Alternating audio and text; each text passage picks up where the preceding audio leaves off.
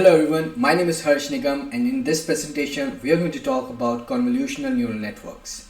We are specifically going to look into application of CNNs in the domain of image processing. Before we get into any technicalities, I want you to spot the snowman in this picture.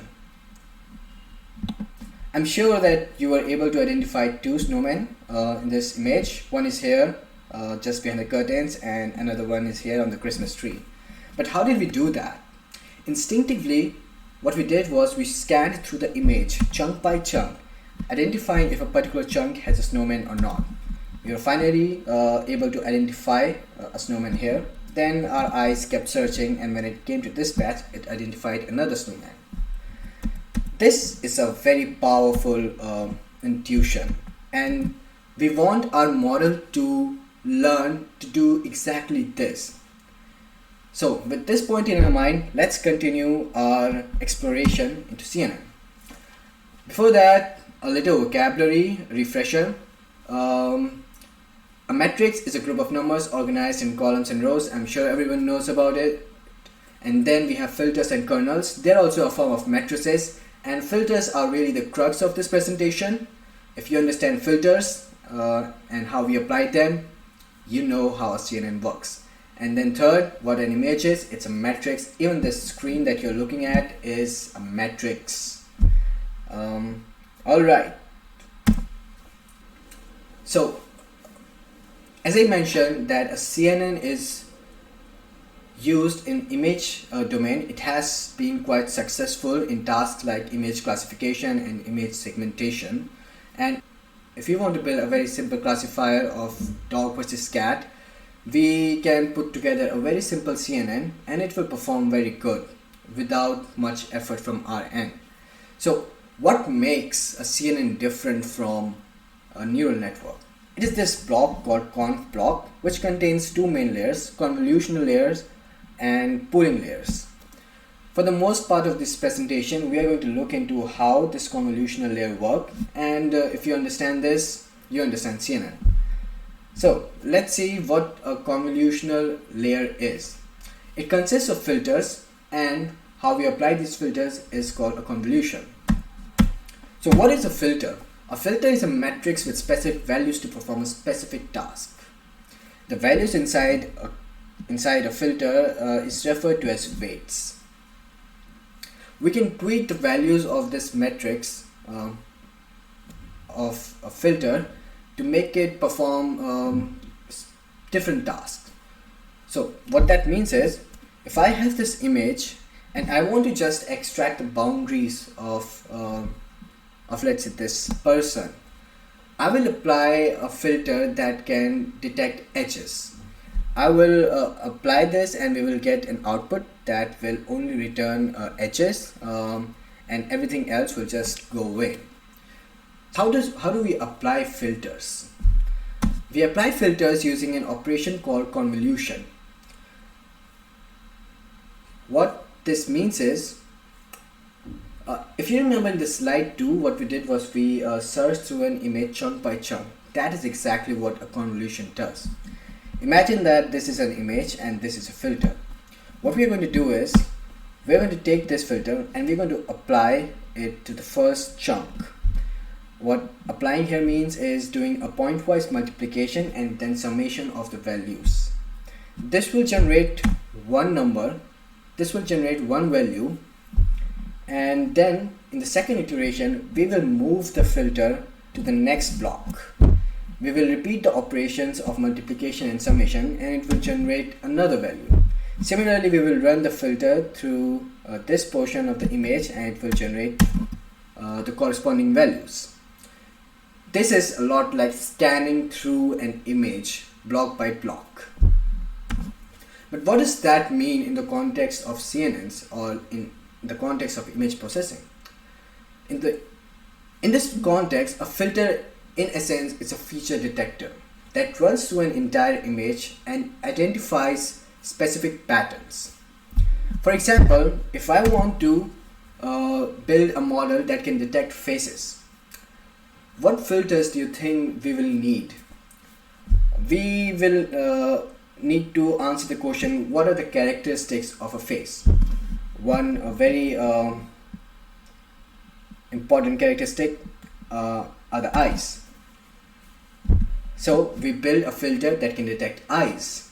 So what we're going to do is we're going to take this filter which can detect eyes, we're going to run it through the image, and it will localize the eyes in an output image. And what that means is it will generate a very high value in the locations corresponding to the eyes, and in the rest of the places it will generate a very low value. Now this representation can be further used by the model to understand that there are eyes present in these locations. So how does it help us to detect faces or even other objects? Well, eyes are not the only things that we want to identify in a face. There are other features like nose, lips and hair. So we just don't need one filter, but we need a whole set of filters. Let's refer to this set as filter banks. Each filter will have a specific job of identifying a different characteristic. Here it can identify eyes, lips and hairs.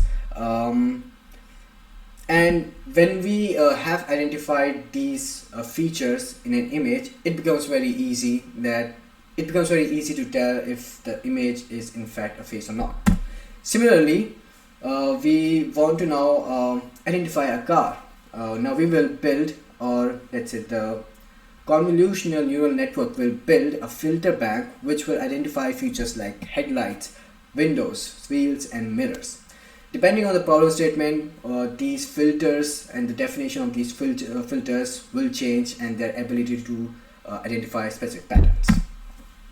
So now what happens when we increase the depth of the image? Now if you are looking at this face image, we saw that we can identify eyes and nose, and it will tell us if the image is in fact face or not. But that is not the only pattern that we want our model to learn. If I were to make an alteration in this image such that the nose is above the eyes, that would not be a proper human face. Maybe it will look like an alien, but we don't want our model to detect that. So we want our model to even learn interaction between eyes and nose. And how we can achieve that is by stacking another conv block on top of the first conv block, and that way we can make our model learn richer and more complex features like the relative positioning of eyes and nose. So as we keep increasing the depth of the network, our model can learn better and more complex features. Okay, in conclusion, we have learned that filters can scan through an image and pick up specific patterns. Now this can produce a representation that can allow our neural network to process an image accurately and efficiently. Now let's look at overfitting. Before I go into an example, I want to give an analogy. Let's say I want to learn badminton. Now there are 4 main moves in badminton. Forgive me if there are more. There is toss, there is serve, there is smash and there is drop. But I decide to only focus on smash. No matter what, I'm gonna try smash, and I become really good at it. But when I go into a real match, I will lose for sure, because I cannot serve, I cannot continue a rally, and there would be instances where smash is not possible, but I will still try a smash because that is all that I have learned. That is exactly what overfitting is. To put things more in context, let's say I'm building a classifier. Let's say I'm building a model that can detect dogs, and I train it on images of 10 breeds, and the model performs really good. It gives me 100% accuracy on the validation or test set. Now I take this model, I put it in production, and someone inputs an image that belongs to a German Shepherd, and we did not have this class in our training set. Now our model fails. It does not know that a German Shepherd is in fact a dog. This is overfitting. Now, how do we address overfitting? One way to do is by pooling. I mentioned about this layer in previous slides. So what it does is it downsamples an input image or an input feature map into a smaller matrix. What this makes the model to do is it forces the model to learn from as little data as possible. And this drives the model to learn patterns that can be generalized to new data and not just specific examples present in the training dataset. For example, I want our model to learn how a dog's ears look, what the nose looks like, and I just don't want it to learn the exact pixel values. And if a model has learned how the ears and nose look, it can easily tell that a German Shepherd is in fact a dog and not a cat. Another way to force the model to learn with as little data as possible is dropout. What dropout does is it removes some of the neurons. In a way, it switches off certain neurons, and this again forces the model to learn with little data. This has also proven quite beneficial in making sure that the model does not overfit and it learns patterns that can be generalized. So this is the end of this presentation. I hope you liked it. Thank you.